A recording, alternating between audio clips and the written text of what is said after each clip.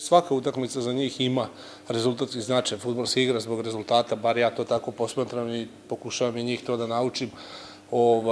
Jeste da izgubili smo prošlu utakmicu, falio je neki broj igrača, ali o tome ne treba da razmišljaju ni oni ni mi i ovo što imamo sad trenutno to je najbolje i njima se ukazuje šansa da igraju za mladu reprezentaciju Srbije što je nešto što mnoga deca sanjaju, a oni su sad deo te reprezentacije i na njima je da pokažu i da daju svoj maksimum i da budu što bolji. Iza četvorka već može lagano da radi aktivaciju posle dva kad krene. Opa. Nemoj, radi bez. Malo samo dignemo ritam ovde. Hop, zaustavimo, hop, zaustavimo. Opa, hop, zaustaviš. Hop, nastavi, ja ću nastaviti. Bravo.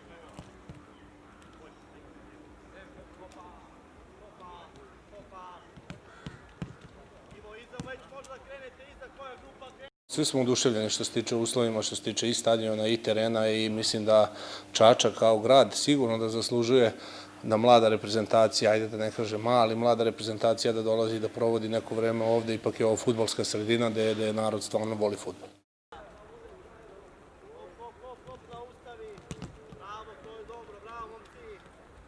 Mislim da smo poprilično spremni. Imali smo par dana da se oporavimo nakon utakmice sa Litvancima, tako da mislim da spremni ulazimo u utakmicu.